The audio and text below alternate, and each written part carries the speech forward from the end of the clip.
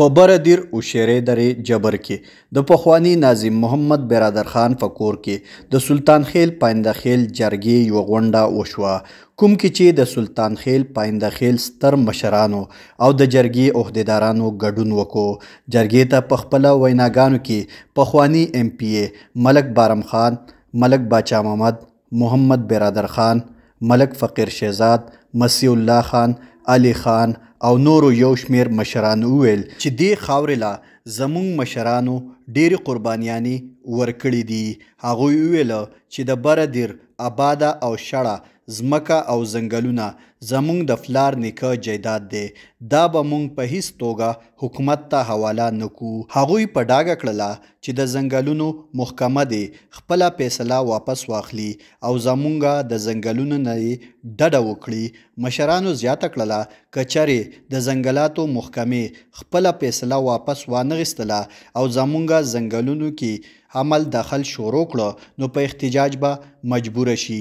هغوی وویل صاحب چې کومه خبره دې کړله نو هغه کې د موږ سره کښېنه او د موږ سره خبرې شروع کړه. دې شي کې اوس شک پیدا شوی دی، ته راسه په دې جایداد کې دې راسره زما په د نیکه په جایداد کې دې راسره چې کوم دی بل سړی را شامل نو چې دا خبره صفا شوې نه نو دا پارست والا دې دغه وخت ته پورې زموږ د دې خاورې نه ځان وساتي. تاسو ته منظور ده که نه؟ کله شو د هغې اختیار او د شګې اختیار هم رانه د سیند نه لاړ او ځنګل هم رانه لاړ. دا خو سوچ سم سازش دی چې دا خلک راوایي چې موږ خیرونو ته کښېنو، سوالونه ته کښېنو، په دې علاقو کې وګرځو او د دوی بچي سوال کوي. د دې دا پروګرام دی. زه عرض کوم خپلو درنو مشرانو ته چې نه زموږ مشرانو یو خبره ما کوله د سوات دا خلک وواته. زه اکثر بعضې خلک زما په نواب پسې خبره کوي، نواب پسې نواب شاهجان خان وایي ظالم و ظلم یې کړی دی. خو زه دا خبره کومه چې کاغار څه کړي هېڅ شی هم نه دی جوړ کړی، یوه کمره په بله نه دی ښودی، خو ما ته غیرت پرېښی دی. د دې قام دپاره ورکړي دي نو هغه د چا نه څه پټې پناه نه دي. دا امتحانات چې دي نو دا هر کله په دې قوم راغلي دي، بې حوصلې کېږو به نه، حوصلې او بلندې ساتو.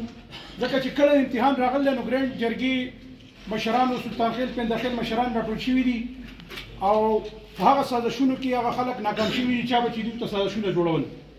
که دا یو سازشي او چا جوړ کړی انشاءالله دا هم بیا د دوی په اتفاق او اتحاد زموږ د ټولو دا به ناکام کېږي.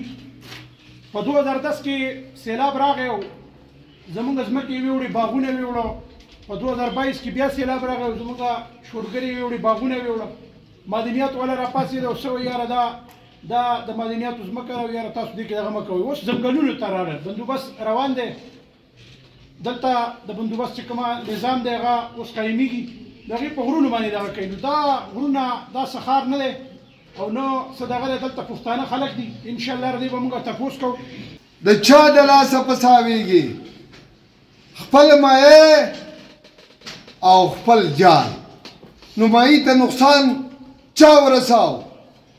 خپل مایي باندې جال تا ور واچاو، په هغه جال کې تا ګرفتار کا او تا مایه ونیو او د هغه دپاره لاله نشته او هغه تا په طبقي واچوو، سور دې کو ودې خور.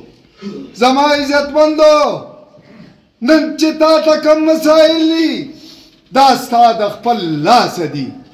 وایي څنګه دي چې د نن نه 2 کاله مخکې په واړی کې ګرینډ جرګې ته ما دا وویله چې زما عزتمندو مشرانو تاسو مشران درانه لاړ شئ او خدای دې عمر درکړي او که پاتې شئ نو دومره غټ جنجال به پرېږدئ چې د دې جنجال به بیا مخنیوی څوک نشي کولی.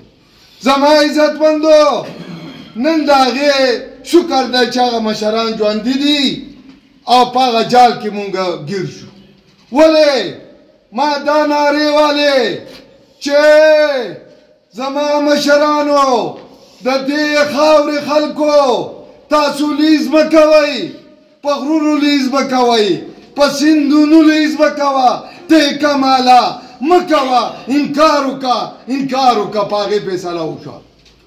زما عزتمندو نن چې زما د ناشته عمل نه کم کاڼی را روان دی او لیست پې بل کړی دی او زما میا صاحب یې ورته په دغه کې اچوي په ټرک کې وایي وړه مړه ماله 300 روپۍ را او پې 3 لکه والي او دله 300 ورکړي.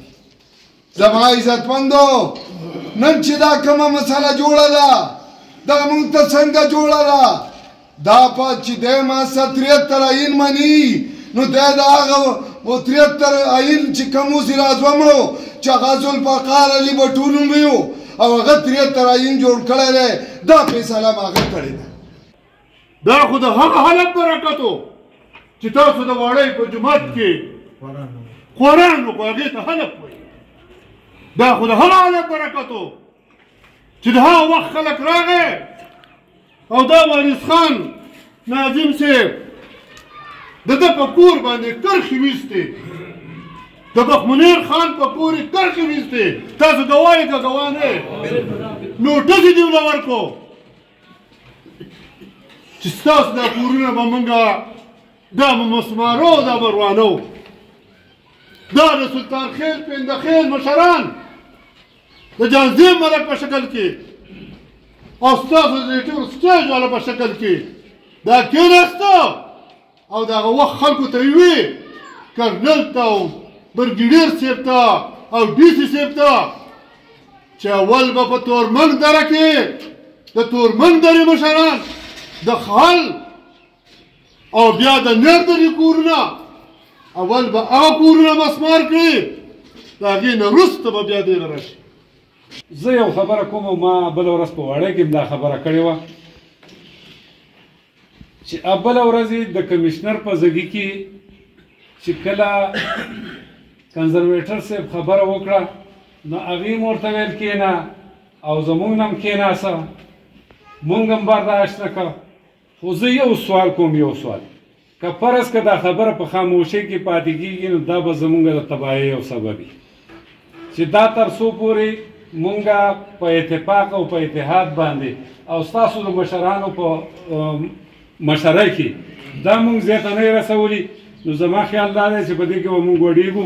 نو زه یو ځلې بیا دا خبره کوم بیا تاسو ته درخواست کوم چې دا پروګرام څنګه دی او دغه شانتې برقرار وساتلی شي او تر څو پورې مونږ خپل حق دلته نه ثابت کړی او خپل حق هم په دیو تسلیم کړی نه چې د هغې پورې مونږ دا پروګرام ختم نه. د جرګې په آخره کې د قرارداد په شکل کې د صوبایي نگران حکومت نه گورنر خیبر پختونخوا نه کمیشنر ملکن نه او د ډیپټي کمیشنر برادر نه مطالبه وکړه چې د ځنګلاتو مارکینګ په حواله دی د برادر مشران واورېدلی شي او دا فیصله دی په فوري توګه واپس واخیستلی شي.